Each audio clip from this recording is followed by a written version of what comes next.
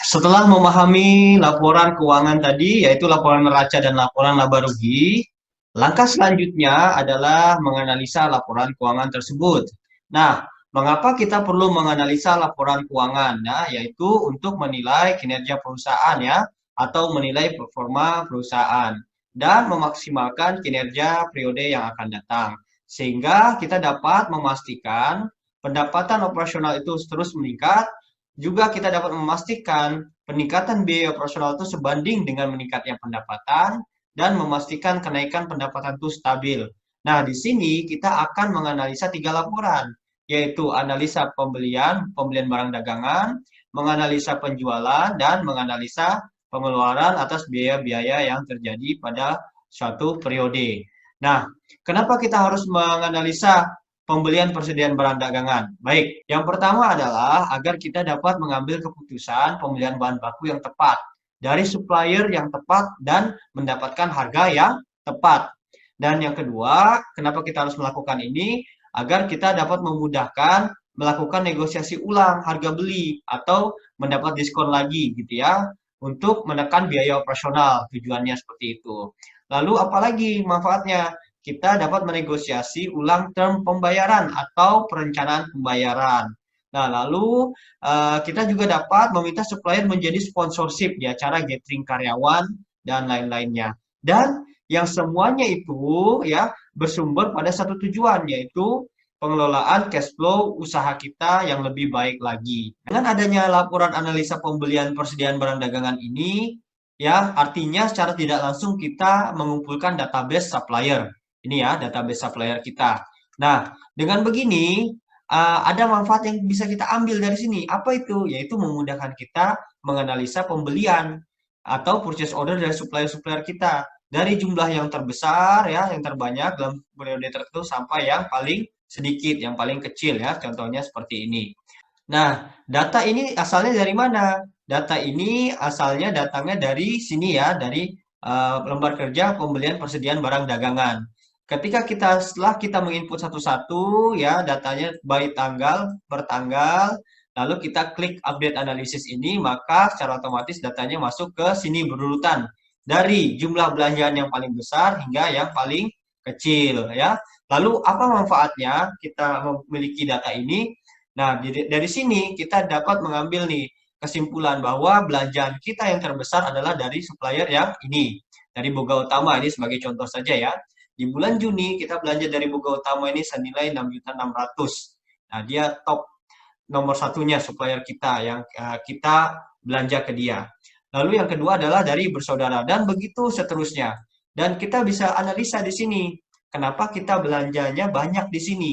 Bisa jadi karena harganya yang cocok sama kita, bisa jadi karena kualitasnya, karena pelayanannya, atau bisa jadi karena pembayarannya yang baik. Bagus, maksudnya itu kita bisa berhutang ke dia selama misalnya 30 hari atau 60 hari atau lain-lain sebagainya.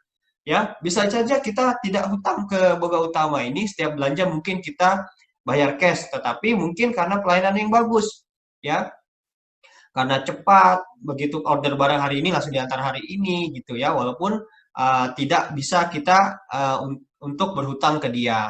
Bisa jadi karena kualitasnya yang bagus ya, seperti itu. Banyak hal-hal lainnya.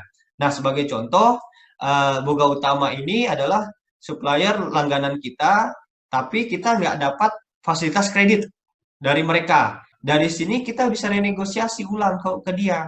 Dengan cara apa? Menghubungi dia untuk meminta fasilitas kredit. Apakah itu 30 hari atau 60 hari. Dengan tujuan apa? Agar kita dapat mengatur cash flow kita selama bulan tersebut gitu.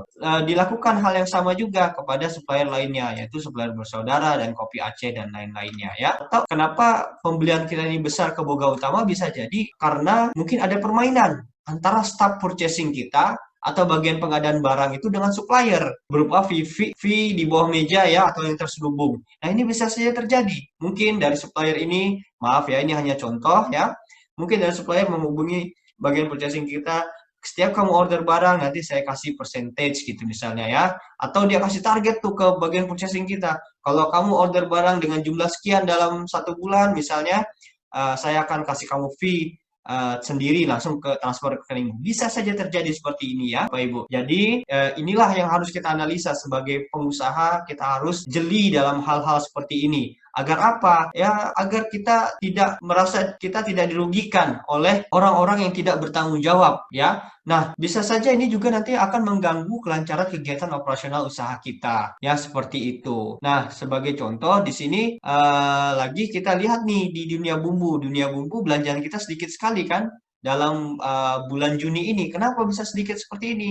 Bisa jadi karena dia kualitasnya kurang baik gitu, atau mungkin barangnya sedikit gitu ya, atau pelayanannya yang kurang bagus, sehingga kita jadikan supplier ini sebagai supplier opsi terakhir dalam pemesanan bumbu atau lain-lainnya gitu. Oke Bapak Ibu, sekarang saya ingatkan kembali ya, kenapa kita harus melakukan analisis pembelian persediaan barang dagangan ini. Yang pertama, tujuannya adalah kita dapat mengambil pemilihan bahan baku yang tepat dari supplier yang tepat dan mendapatkan harga yang tepat. Yang kedua, ini untuk memudahkan kita melakukan negosiasi ulang harga, ya harga beli maksudnya. Entah itu kita minta diskon lebih ya, atau harganya diturunin lagi ya. Untuk apa? Untuk menekan biaya operasional kita. Yang ketiga, kita bisa menegosiasi ulang term pembayaran atau perencanaan pembayaran. Yang tadinya kita bayar cash, sekarang kita minta bayar 30 hari atau 90 hari. Yang terakhir bisa juga ini hanya opsi saja, hanya tambahan. Bisa juga kita meminta supplier itu menjadi sponsorship di acara gathering karyawan ya, atau lain sebagainya.